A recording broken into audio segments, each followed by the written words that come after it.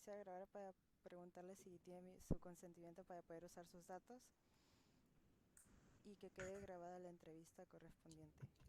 Ok, gracias. Bueno, así, bueno, teniendo en cuenta todo la temática del DocuWeb, yo le quería preguntar si qué tipo de metodologías antropológicas usted cree que se puede usar para estudiar la experiencia de los migrantes venezolanos.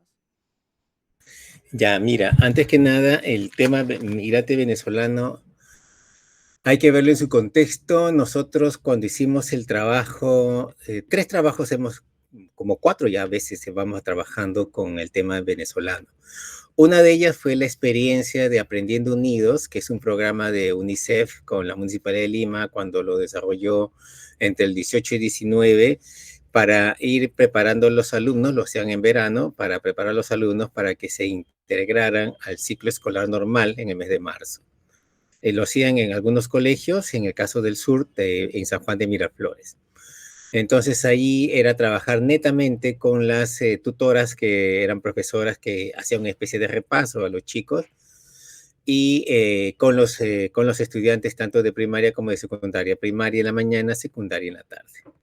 Ahí la técnica propiamente dependiendo, siempre va a depender de lo que tú quieres. Por ejemplo, si tú quieres trabajar con una muestra bastante grande y tienes una muestra probabilística, obviamente tiene que ser cuantitativa y es una encuesta.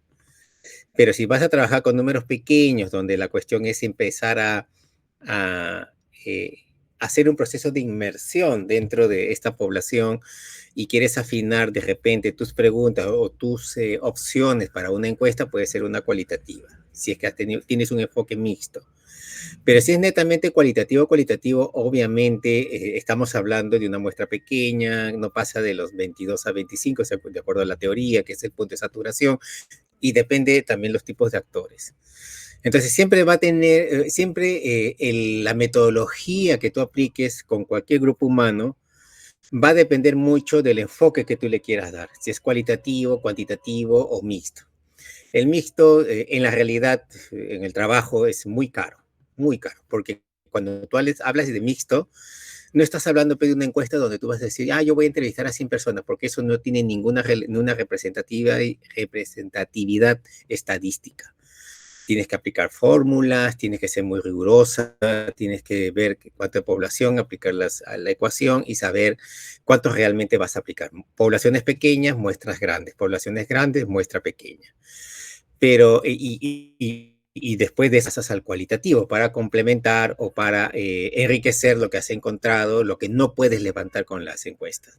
Pero es bien riguroso, o sea, cuando digas mixto es una cosa bien pensada, o sea, encuesta con toda esa rigurosidad que nos pide cuando es una muestra probabilística, ya sea por conglomerado, ya sea por grupo, por sexo, ya sea estratificado, etcétera. Y luego pasas a la muestra cualitativa.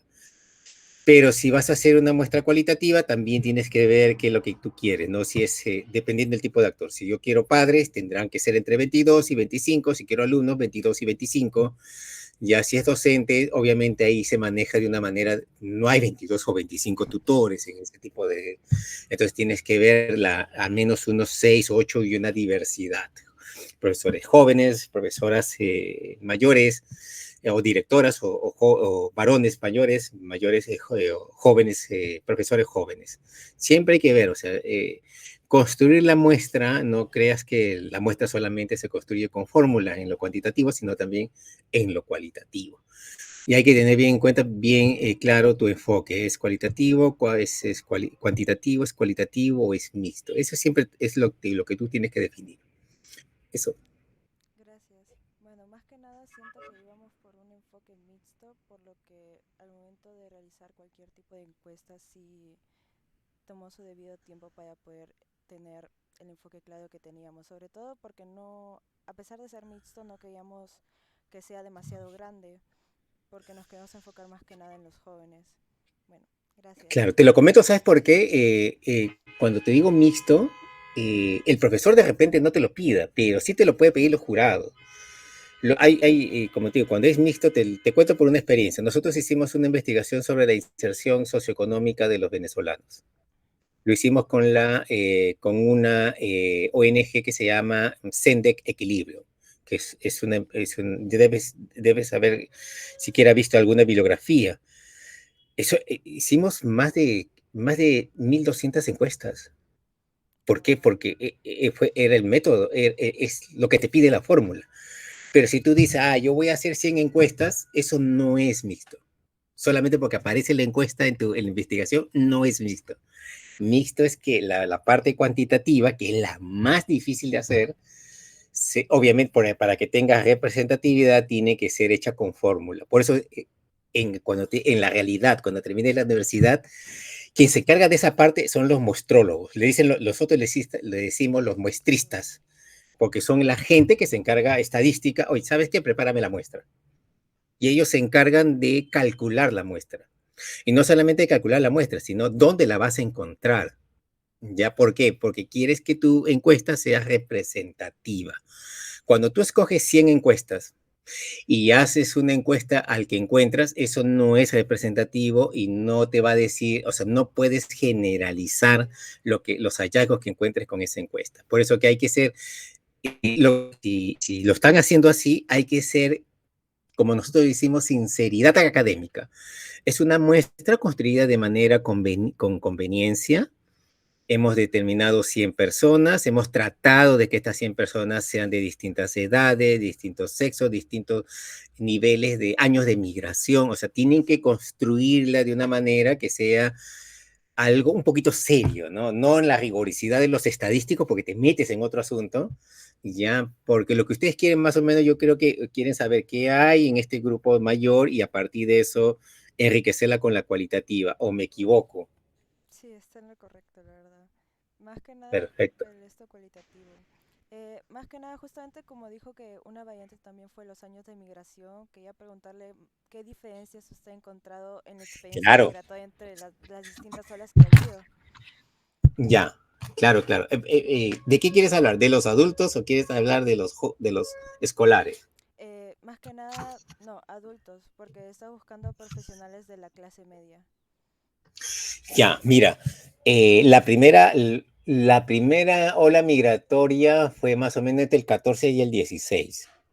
Esa es la que primero vino, la que se convirtió en la novedad, ¿no? En la que las palabras que decían los venezolanos nos llamaba la atención, veíamos que era muy cordial, es otro estrato, y los que vinieron a América o a los países sudamericanos eran más que nada los que tenían ciertos recursos y que no podían viajar ni a Europa ni a Estados Unidos, porque los que sí tenían recursos sí se iban a Europa.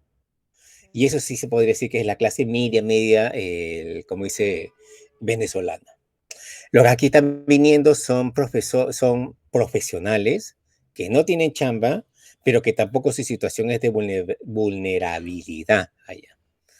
Entonces va llegando y van estableciendo estrategias de migración. Y es la misma estrategia que ves en todo migrante. O sea, esa es una cosa también, no hay que, no hay que creer que ellos inventaron la migración internacional y que tampoco pues, las estrategias que van a llevar a cabo no sean las mismas que las anteriores. O sea, la clásica, viene un primer grupo, por ejemplo, viene tu papá, tú estás estudiando en Venezuela todavía, entonces tu papá empieza a trabajar acá en el Perú y empieza a tener ciertos recursos, empieza a garantizar lo mínimo que se pueda tener, e inmediatamente empieza a jalar las personas. Puede traer a la esposa para seguir trabajando y preparar el espacio o las condiciones para que ya vengan los hijos. Sí, Entonces son varias estrategias. La clásica estrategia de ir jalando dependiendo la cantidad, lo que haya construido en el medio. Y es bien difícil. En ese momento todavía se puede construir. Todavía pueden alquilar, todavía pueden, ¿cómo se llama?, vivir con otra persona. Otros establecen relaciones con peruanos. Eso lo encontramos sobre todo en las mujeres venezolanas. sí. Estrategias de casarse con un peruano ya para poder traer a sus hijos. Y peruanos dispuestos a casarse, porque yo he entrevistado también a peruanos. Otros son los venezolanos que eran peruanos que se fueron en los años 70 y 80 cuando hubo una crisis acá. Ya han tenido que Entonces regresar. son venezolanos que tienen la doble nacionalidad y que están viniendo al Perú, están regresando. Para ellos es más fácil, ¿por qué? Porque tienen el DNI. Entonces, la inserción, tanto económica, porque no es un venezolano totalmente, sino es un peruano, pero que habla como venezolano, le va a ser un poco más fácil, reconstruye nuevamente o, ¿cómo se puede? Restituye nuevamente los vínculos con sus familias peruanas y ellos se van moviendo. Ya, entonces hay varias lógicas. El venezolano que llega no tiene a nadie, no conoce a nadie y empieza a hacérsela sola. El venezolano que llega, pero ya va encontrando otros venezolanos, porque hay eso es lo que nosotros llamamos paisanaje, también se va a cumplir los connacionales, ellos van buscando sus connacionales. Entonces son varias estrategias, la estrategia de venir solo, hacerse el espacio y empezar a tener otro miembro, el venezolano peruano que viene acá, restablece su condición de peruano, apela a su nacionalidad peruana para construirse otras relaciones y poder acceder a trabajos o qué sé yo, a casa, a vivienda e inclusive a documentos de identidad mucho más fácil, porque eso te permite también ingresar a los sistemas de protección y salud, a los servicios de protección y salud. Y después vamos a encontrar, eso lo vemos en las primeras etapas, y eso puede rige tanto para peruanos como para, perdón, para varones como para mujeres. Después va a venir una segunda oleada migratoria, en la cual ya se convierte, ya no en la novedad, sino pucha, que ya como que la gente empieza a decir, oye, nos están invadiendo. ¿Ya? Entonces, ¿qué es la etapa más o menos del 16 hasta el 18, 19 y que se acrecienta más con esta idea de la apertura de la frontera, ¿no? Y cuando tienes un país que no puede absorber toda esa masa laboral y que no la tiene ni siquiera para los nacionales, entonces hay ese rechazo, ¿no? Estás quitando el empleo a un peruano, estás inundando la calle, entonces empieza ya la disputa por el trabajo, que son precarios. Una de las cosas que hay que tener en cuenta es que los trabajos que están accediendo, ya la mayoría ya no son esta clase media que tenía profesionales, porque recuerda que los profesionales que están viniendo no es que se están insertando en el mercado laboral, no tienen, no tienen las acreditaciones, eso se va a hacer recién en el gobierno de Humala, perdón, PPK, después con el de Vizcarra y sobre todo en la época del COVID, porque nosotros no teníamos mucho personal de salud, entonces van permitiendo para que entre en salud y en educación profesores venezolanos. Pero llega un momento en que, y eso es lo que no se sabe, cuando ya llegan ya en grandes cantidades, son los más vulnerables, son los que ya vienen a pie, ya porque inclusive cuando yo entrevisté a los chicos del 2016 al 2018, ellos venían todavía en avión, pero ya los que venían en la época de la pandemia, 18, 19, 20, 21, ya es la situación la más vulnerable. Nosotros hemos visto cuando hemos hecho otro trabajo sobre el corredor norte para OIM, era verlos llegar en los puntos ¿cómo se llama?, de Tumbes, en el punto de Máncora, en los puntos de, ¿cómo se llama?, de Piura. Esos eran los caminantes, o sea, así como tuvimos nosotros los retornantes que eran los migrantes peruanos que estaban asentados en las ciudades y que por COVID decidían regresar a sus tierras, tú veías así filas de personas a pie en Tumbes, en Trujillo, en Chiclayo, en Piura misma. Es bien complicado, es totalmente crítico. Entonces, van viendo varios momentos, 3 momentos al menos, por lo menos, y en la que ya se descontrola completamente, no se tiene, realmente no se sabe cuánto realmente entró. Las cifras te dicen, la oficial te dicen 1.400.000, Wow. pero las que no se registran, el subregistro te puede decir que hay 1.800.000. O sea, hay unos 400.000, 500.000 que están flotando, que no se sabe cómo entraron, no se sabe cuál es su situación, etcétera, etcétera, etcétera. Entonces la migración ha ido cambiando a medida que va pasando el tiempo. Y eso porque obviamente Colombia es el primer país receptor de migración venezolana. Segundo, supuestamente iba a ser Ecuador, pero Ecuador no, Ecuador lo que va a es, un, es más astuto, mejor. O sea, es como si yo hiciera de San Marcos, ya no quiero que nadie pase por sociales, ya sociales es Ecuador, ya. Entonces hago un corredor vendría a ser la Girón de la Unión y Facultad de Ingeniería Industrial es el Perú. Entonces yo hago un corredor para que nadie me pare ni por sociales, ni por la piscina, ni por economía, no quiero que pase nadie, pero ayudo a trasladar desde el punto de letras hasta ingeniería industrial. Ese es el corredor humanitario que lo llamó. Entonces, era difícil, se quedó en Ecuador porque no había forma, porque estaban totalmente vigilados, había un corredor establecido y todos pasaban de frente como un embudo, como una manguerita, hasta la frontera del Perú. Y es por eso que nos convertimos en el segundo país receptor de venezolanos. Bueno, para bien o para mal de que hayan decidido tomar la decisión de que simplemente pasarlos, fue, no sabría decir si fue un aspecto, una buena decisión política, pero justamente eso también es lo que nos falta. Por ejemplo, ¿cuál sería el aspecto que falta más en las políticas migratorias actuales en el Perú? Porque a medida que iba creciendo la ola, las políticas no se fueron actualizando conforme a ello hasta que fue una problemática real. Eh, Esa es otra discusión, ¿no? O sea, lo que tú dices, qué tan acertado fue lo que hizo Ecuador. Mira, todos los países tienen una política migratoria Ujú. y todos son autónomos de decidir si reciben o no reciben.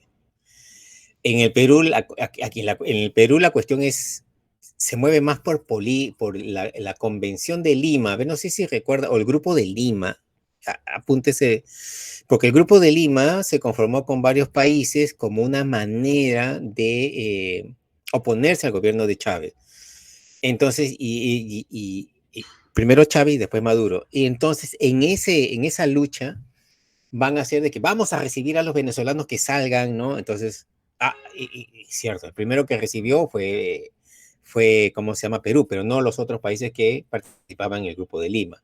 Busca eso porque, como dice siempre, las aceptaciones de las migraciones tienen que ver con decisiones políticas.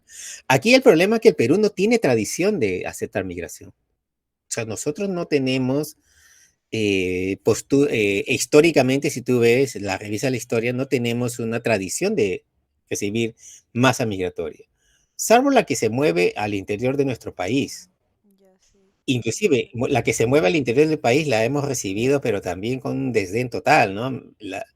Los sucios, los migrantes, los cochinos, ya, los que los que afean la ciudad desde el 40, o sea, entonces tampoco es que hemos tenido no tenemos una tradición de ser buenos receptores, ni con los japoneses, ni con los chinos, ni con los negros.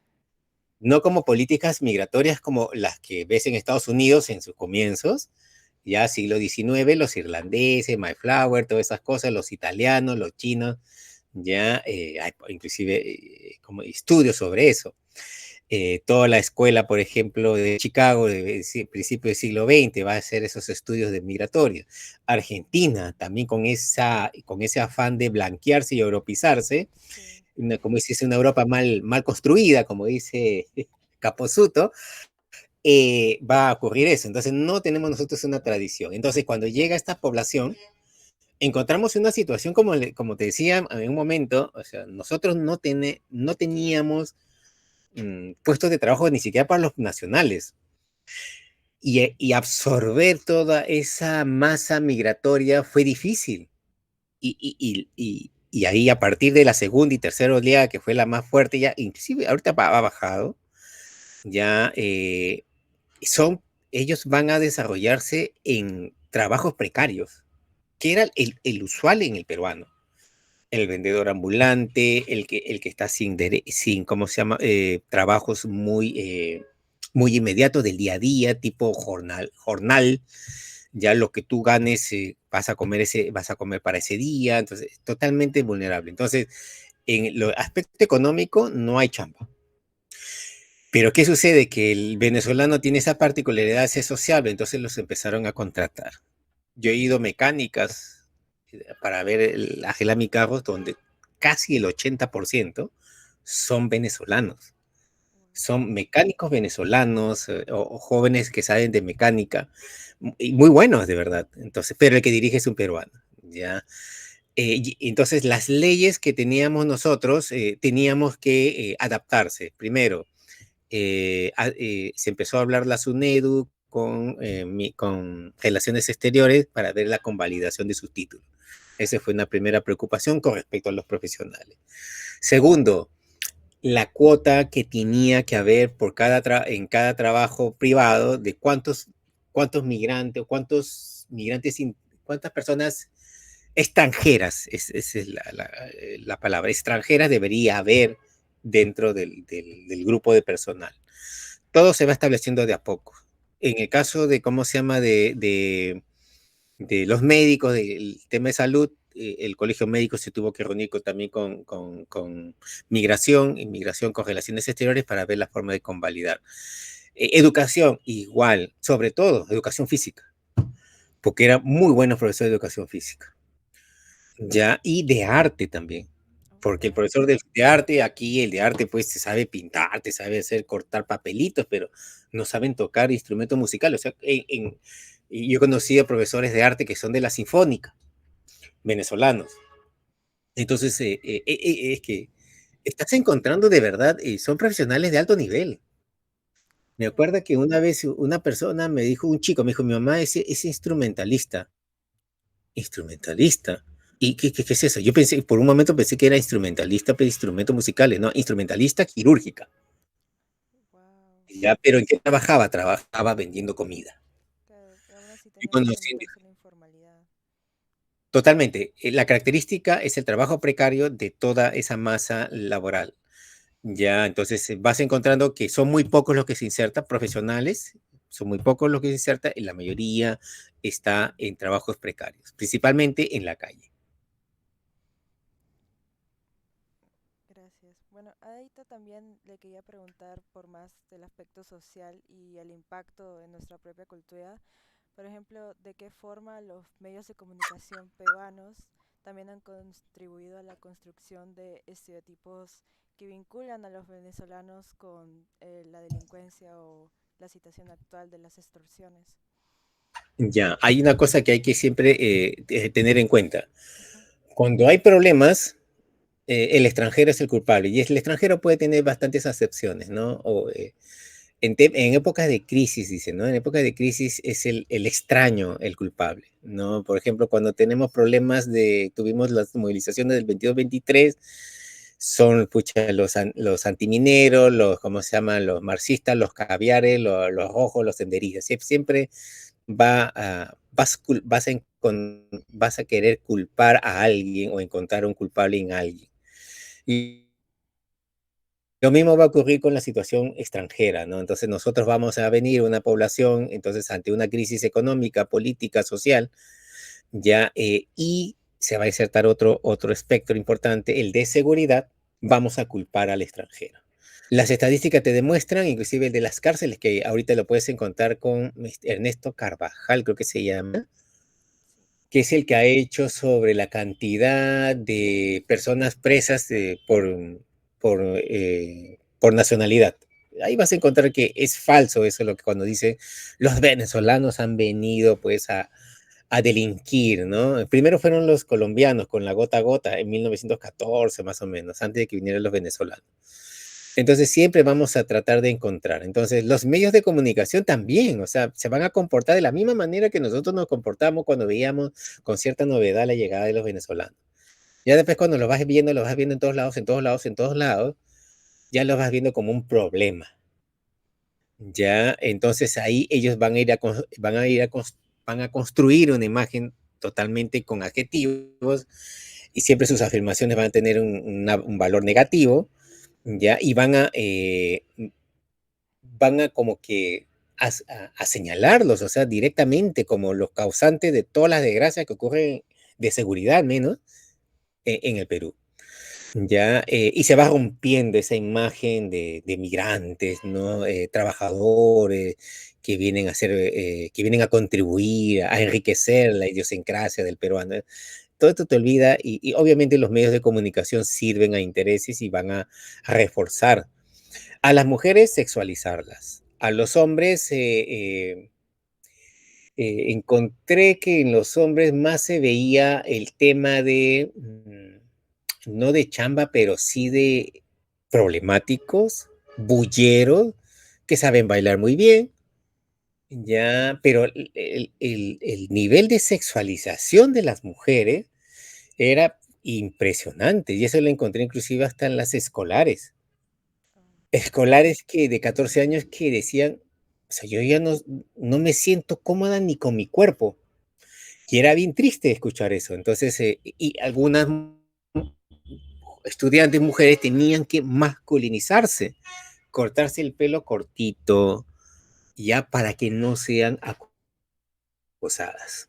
Ahora, hay que ver también que en Lima al menos, entre los capitales que recibieron más migración venezolana, podemos decir que está Lima en primer lugar, luego está Trujillo, luego está Piura. Piura siempre va a convertirse como una zona de tránsito. Y además, a veces uno pensaba que la parte de Sullana, Talara iban a convertirse en puntos de recepción, pero no, es más de tránsito porque Sullana y Talara están muy alejadas de la carretera. Entonces, como vienen caminando o vienen con trailers, subidos en los trailers, se pasaban de frente hasta Trujillo. Por eso Trujillo, Lima, después Arequipa se van a convertir en los centros de recepción. Entonces, se ha ido construyendo poco a poco, y por más que en algún momento, creo que fue en el 2021, que la criminalidad extranjera, la palabra extranjera utilizaban como que para todos, nuevamente volvieron a decir los venezolanos, ¿no? Entonces no es así, o sea, ha ido construyéndose de a poco, los medios han servido, las posturas de derecha sobre todo, y también de izquierda, la radical, lo más, bueno, de izquierda no tienen nada, ¿no? Para que digan eso. Han ido echando la culpa siempre a los venezolanos de todo lo que ocurre. Wow. Bueno, más que nada, como mencioné algunos casos, me gustaría saber si había otro tipo de impacto psicológico que cause también en los migrantes. O sea, como decía en el caso de las mujeres, sobre todo la sexualización que viene ya de por sí, si lo arraigas a un tema mm, ya de raíz en el Perú acerca de la sexualización femenina y sobre todo si lo llevas al caso extranjero, pero esto también lleva a al estigma que tienen ahora para conseguir todavía trabajo y más que nada cómo esto se genera en las comunidades venezolanas que usted, como ha dicho, se ha ido formando ya sea en trabajos o en barrios. ¿Cómo lo veía usted? O sea, al día de Mira, hoy. ahí hay que, al día de hoy, mira, una de las cosas también que ha contribuido a la sexualización de las mujeres es lo que tú has dicho en parte, que nosotros tenemos una tradición, ¿no? Y eso también le digo a mi hija, ¿no? El hecho de ser mujer ya te vuelve un objeto de un sujeto vulnerable en cualquier otro contexto. Tú no puedes caminar en la madrugada, impensable de que tú vengas, tomes un par, estés sola o caminando en una calle a las 11 o 12 de la noche, porque el riesgo es fuerte. Entonces, eso es lo que ha venido ocurriendo ya por años, ya, sobre todo desde el 2010, sobre todo creo que se ha ido incrementando la violencia basada en género. Entonces, cuando los medios de comunicación, los sketch, ya, todo eso ha servido a que se sexualice a las personas, sobre todo a las mujeres. Y otra cosa, lo que sí ha ocurrido, y eso sí es cierto, son las plazas de criminalidad de trata de personas.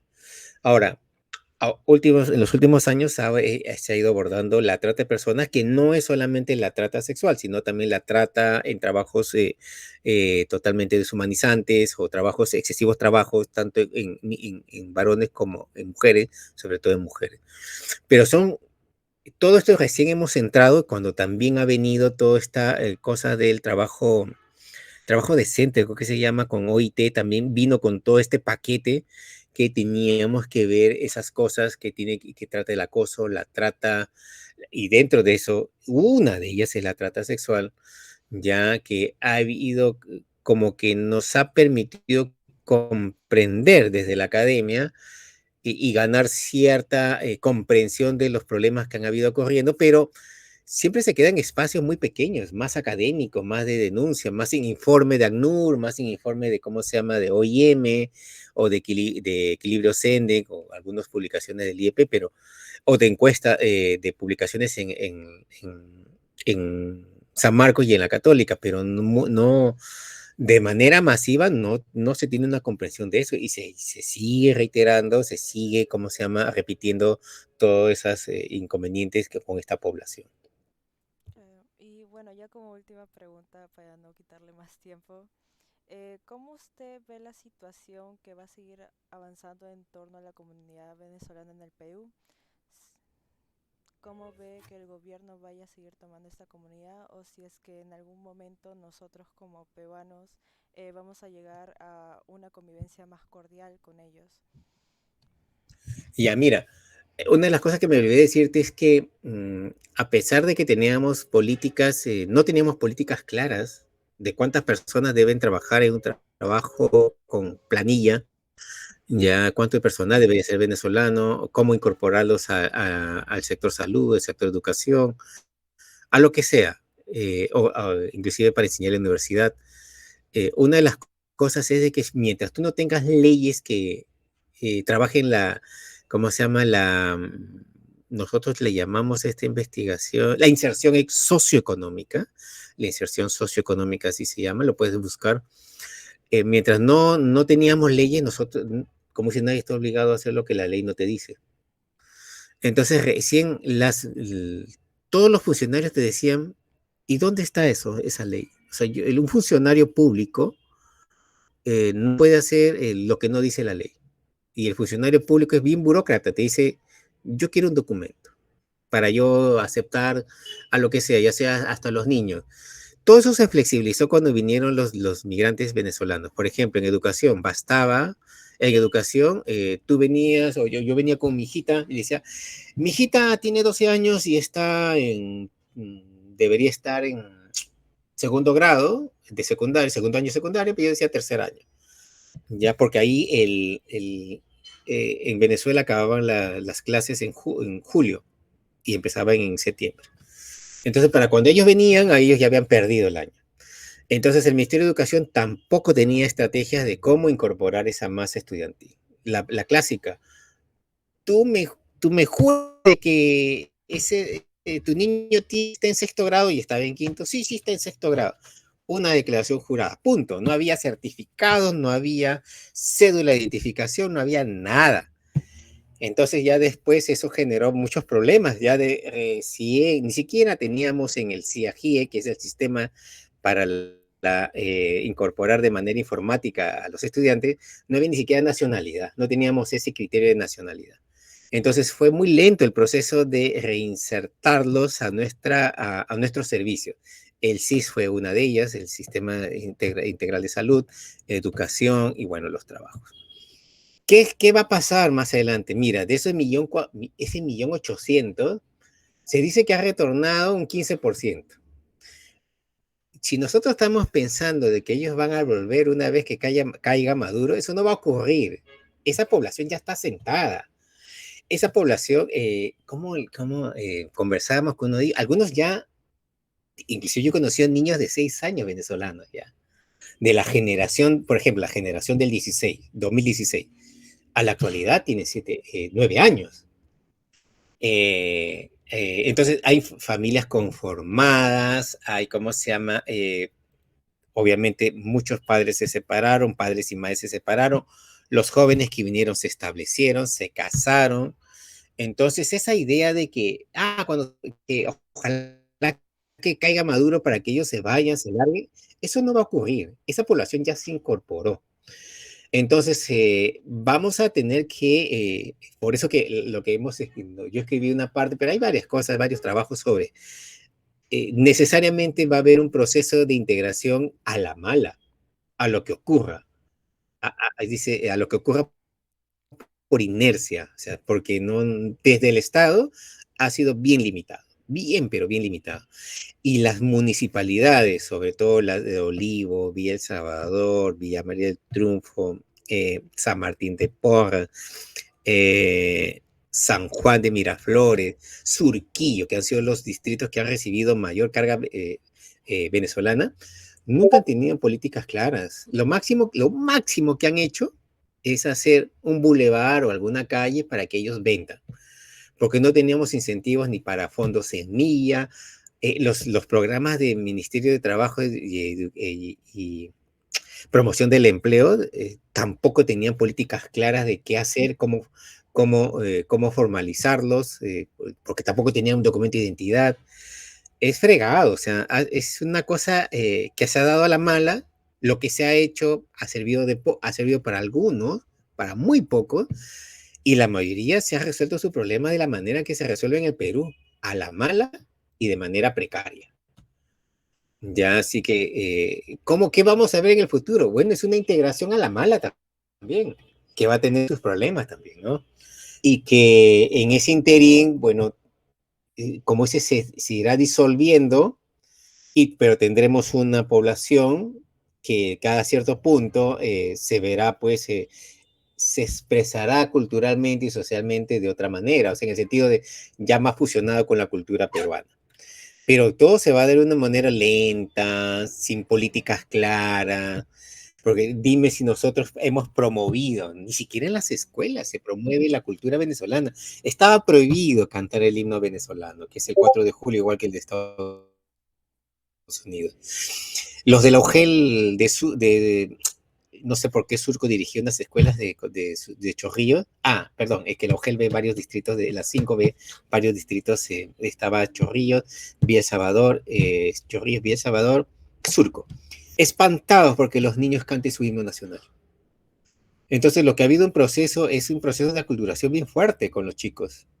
Ah, ¿tú quieres cantar tu himno? Perfecto, canta el himno. Canta mi himno nacional, o sea, forzar a los alumnos. Ah, ¿tú quieres trabajar tema de historia? Ya, tú solamente puedes ser personaje venezolano, Simón Bolívar, nada más. No queremos ver su historia, no queremos ver su gastronomía, no quieren, pero cuando aparecieron las arepas era, pucha, que novedoso, ¿no? Pero, o sea, es el clásico comportamiento que lo limitamos a lo más mínimo y lo que nos parezca exótico, ya solamente lo recibimos. Pero no tenemos una política clara de integración a esta población migrante. No la hemos tenido y la escuela, que supuestamente es el punto de encuentro de las generaciones más jóvenes, no la tiene, que los chicos venezolanos siempre tienen que valerse de algunas estrategias para poder sobrellevar esta situación de migrante dentro de un contexto adverso, adverso culturalmente, agresivo y de acoso. Wow.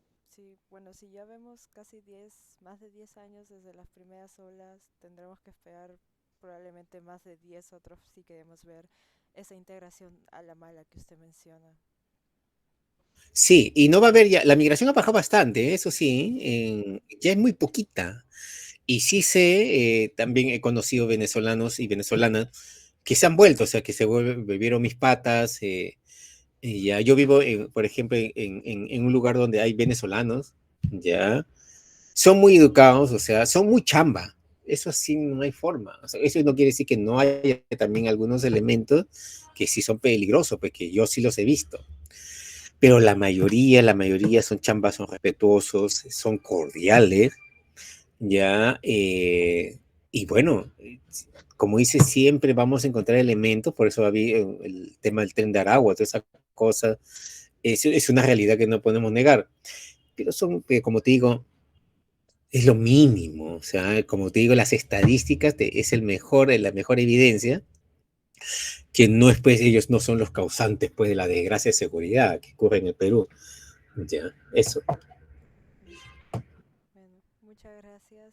Lamento haberme pasado de tiempo por la entrevista, la verdad. No, no te preocupes, es bien interesante todo esto, y eso que, pucha, que no te he contado otras cosas, o sea, una chiquita nada más, o sea, siempre UNICEF, bueno, eso sí lo tienes que omitir, una institución que ve sobre niños, vas a Ujú. colocar eso, construyó el estereotipo de que los venezolanos eran malos alumnos. Entonces querían de que nosotros encontráramos, pues, por qué los niños venezolanos son malos. Y cuando empezamos a hacer las entrevistas a niños venezolanos, los niños venezolanos eran muy buenos, sino que estás hablando del niño venezolano, o sea, el venezolano que emigró y que resolvió. No es que sus hijos inmediatamente se pusieron a estudiar. ¿Por qué? Porque lo que ellos que tenían que resolver es primero alimentación y alquiler. Los dos problemas principales eran alimentación y alquiler. En el COVID, alimentación, salud y alquiler. Esas eran las tres cosas que con su trabajo querían resolver. Cuando un venezolano no resolvía ese problema, no metía a su hijo al sistema educativo, porque eso implicaba que tendría que vivir, primero, cerca del colegio. Segundo, ir, recoger, llevar y recoger al chico. Tercero, ver por su alimentación y por sus útiles escolares. Entonces, lo que menos le preocupaba a un venezolano en esa situación era meterse en una responsabilidad que él no iba a poder, él o ella no iba a poder cumplir. Entonces, cuando ocurre lo del COVID, obviamente, pues los chicos que en un momento de esas familias que con toda dificultad empezaron a tener cierta autonomía económica para poder que los menores estudien, los metieron al sistema educativo. Pero una vez que se dio lo del COVID, si su punto de trabajo, la característica principal es el trabajo precario y su punto de trabajo era la calle, obviamente el COVID convirtió a todos, nos encerró a todos. Entonces, obviamente que tenían que retirarse del colegio. Ya, y se retiraron de los colegios. Entonces había una idea de que eran malos estudiantes. Entonces, cuando nosotros empezamos a hacer las entrevistas, el venezolano y la familia que decide incorporar al sistema educativo a sus hijos, era la más responsable, era la que más participaba, era la que llevaba a sus hijas o a sus hijos al colegio, participaba en las reuniones, participaba en las escuelas de padres, la que más se involucraba en la educación de su hijo una vez que haya resuelto los problemas principales. Entonces había esa idea y cuando nosotros mostramos eso, esas evidencias, como decían, pero más bien lo que sentimos era de que los alumnos peruanos no tenían acompañamiento de sus padres, no conversaban con sus padres, no eran alimentados ni revisados sus tareas por sus padres. Nosotros decíamos, oye, el que tiene problemas es el alumno peruano, no el alumno venezolano, preocupado peruano más bien. Y eso fue difícil, o sea, aceptar de que los venezolanos, si resolvían el tema de la alimentación y del trabajo y el alquiler, y se insertaban en el sistema educativo, se involucraban mucho más. Ya, era una cuestión bien interesante, porque yo conversaba hasta con padres de familia, de los menores de edad. La estrategia era estar a lo mucho a 15 o 20 minutos a pie del colegio. Ese era su radio. O sea, preparaban muy bien las condiciones para que el chico o la chica entrara a estudiar alquiler, cercanía, movilidad, alimentación, las tareas y la seguridad. O sea, se preocupaba mucho de que estaban prohibidos también de salir a la calle, porque hay esa idea, ¿no? Ese es un callejero, los venezolanos. No había, debe haber jóvenes, pero en la mayoría de los colegios, yo he visitado colegios de San Genaro, Chorrillo Picante, es la parte de arriba, picante, picante, cerca al Morro.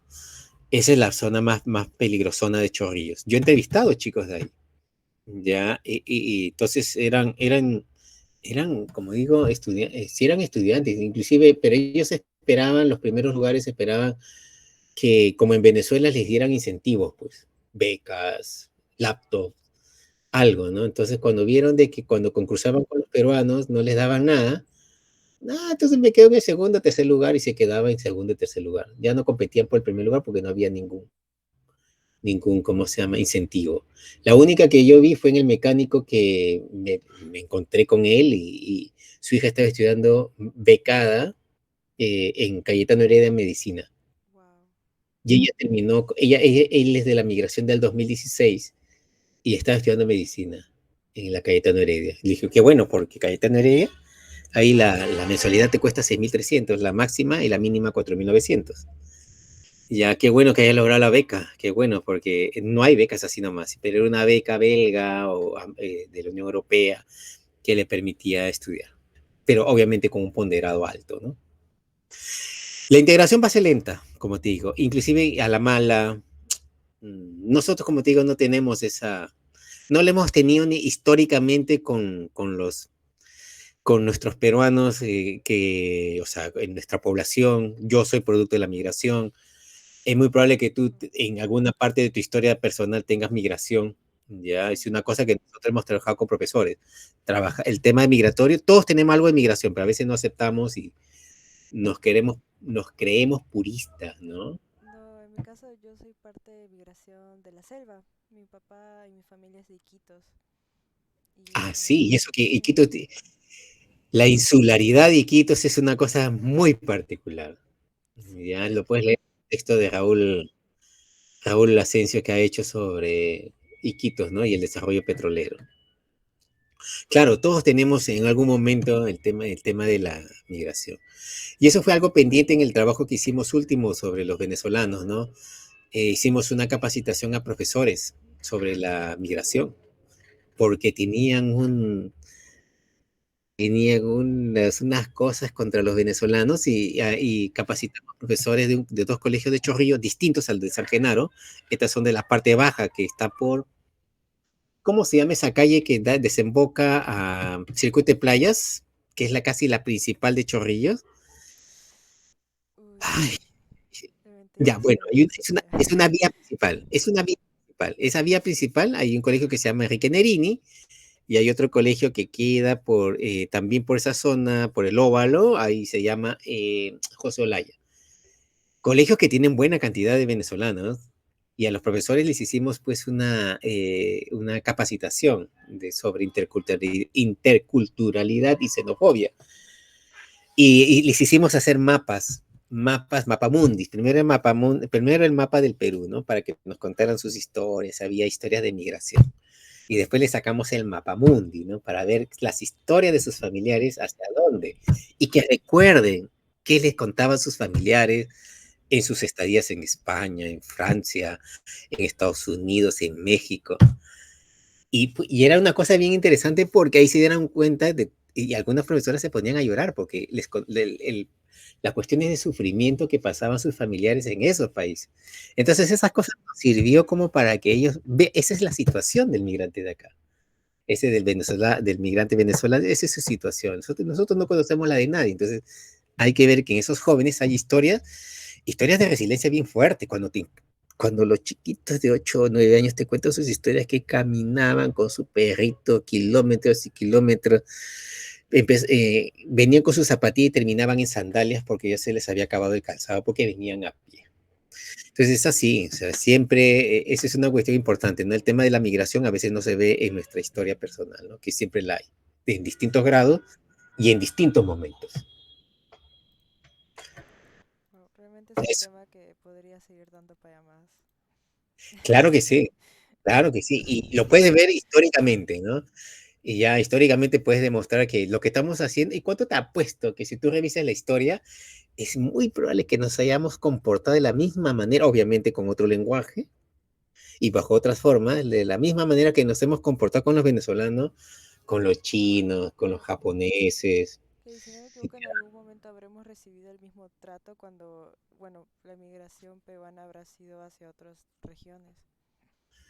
Claro, pero recuerda que en Venezuela sí nos recibieron bien. Eso sí tengo yo testimonio de venezolanos de peruanos, que se fueron a Venezuela porque había el boom del petróleo también, ¿no? Entonces necesitaban mano de obra.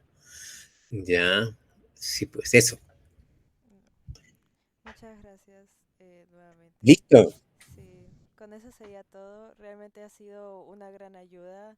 Todos estos datos, sus investigaciones, sobre todo incluso la manera en la que usted se expresa, lo hace de una forma muy dinámica que capta la atención y realmente agradezco poder usar parte de su conocimiento para mi trabajo. Vale, vale. ¿Y este curso para qué grado es? ¿Para qué año Ah, es? ya, yo estoy todavía en segundo año. Soy base Ya. 24 de comunicación y esto es para, bueno, según una problemática social, poder hacer un docu-web, una página interactiva, ya sea con juegos, entrevistas, personajes, acerca de una concientización social. Y hemos Qué elegido ese bueno. tema. Qué bueno, qué bueno. Mira, en el texto que hice, no sé si La sociedad en la educación, creo que se llama, no me acuerdo cómo se llama, la que hicimos con Richie Cuenca. Ya, ahí hay varias bibliografías, pero sí, sí, interesante va a ser ese docu-web que se llama, ¿no? Sí, Interesante, interesante. Ah, ya, y cuando hagas eso, trata de vincular igualmente. Sí. 40 minutos de entrevista.